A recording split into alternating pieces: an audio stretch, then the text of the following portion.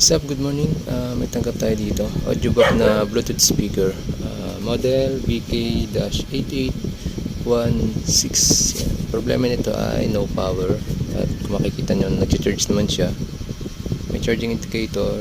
Pero, buhay natin. Yan. Ayaw niyang buhay. Okay. So, buksan natin. Try natin kung magagawa. So yun guys, nabaklas na natin. Ito yung loob niya. Yan. Bali na check ko na yung switch niya.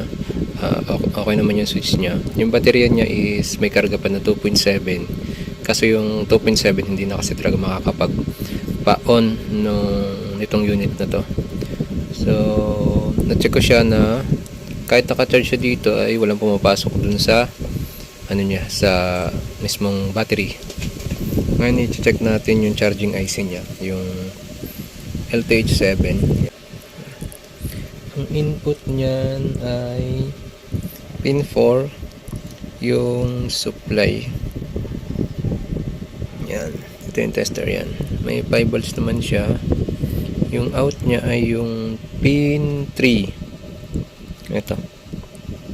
Yan, nakatutok na tayo sa pin 3. Yan. So, wala siyang out. So, baka may problema yung mismong IC na LTH7. Subukan nating palitan. Ito yung ano niya, yung diagram ng IC. Ayan. Ito yung mismong paa niya. Ito yung kada pin. So, pin 1 niya is charge, pin 2 ay ground, pin 3 ay yung papuntang baterya, yung mismong out, yung 4 yung supply, yung 5 yung para sa ano niya, sa program niya. So, ito yung pinakang diagram niya. Yan. Ito yung supply 1 ay 4. Ito yung sa program yung 5, yung 3 yung out kasi dito siya manggagaling. 1, 2, 3, 4, 5. Yan. Ngayon subukan natin palitan. Bali na palitan natin yung IC. Ayan, LTH7. Yan. Tapos ito yung luma niya. Ayan. Okay. Ngayon try natin i-charge. Kung magkakaroon na siya ng out. Wait lang. Pause ko lang muna. Kabit ko lang charger. So ayun guys, nakakabit na yung charger niya. At kung mapapansin nyo yung ilaw niya, nag-blink. Ayan. Ang alam ko kasi sa ganyan, kapag sa mga na-encounter ko na Bluetooth, kapag walang baterya, it's either wala siyang ilaw or nagbiblink siya ng ganyan. Kapag kinabitan mo siya ng baterya, tsaka lang mag-i-stable yung ilaw ng charging indicator. Okay, check natin yung mismong positive na ng baterya. So, ito yun. Check natin kung may out na. So, ayun. Makikita na sa tester, meron na siyang 4 volts. Ayan. Nakita. Ayan. Siya na yung galing ng pin 3 nito. Ito yung pin 3. Ayan. Ayan, 4 volts. So, ibig sabihin may out na yung ating charging IC. Ngayon, subukan natin. Lagyan natin ng baterya. Ipopost ko lang saglit. So, ayan na guys. Nakakabit na siya. Pati yung baterya. Ayan. Lagyan natin yung charger. Hirap ng one hand ah.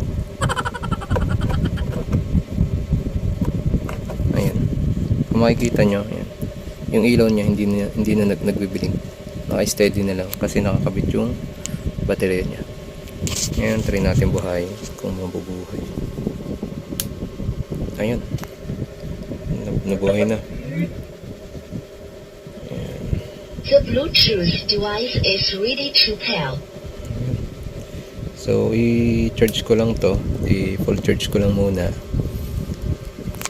Tapos saka natin testing.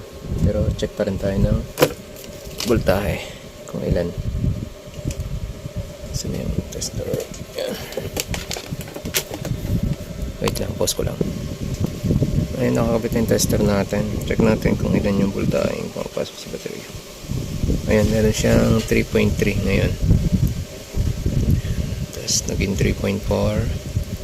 Ayan.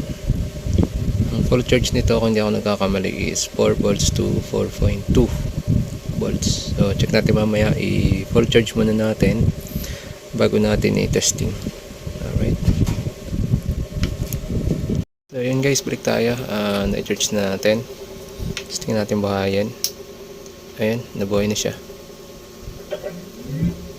Kahit hindi siya naka-charge. Ayan. The Bluetooth device is ready to...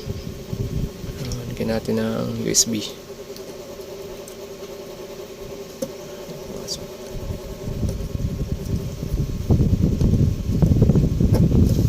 Ayan.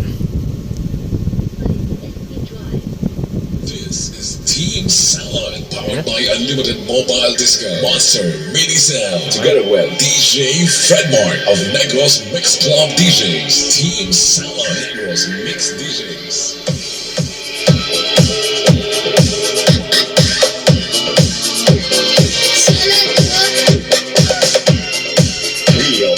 Ayan, sinubukan din nating i-full volume kung mag-auto shutdown.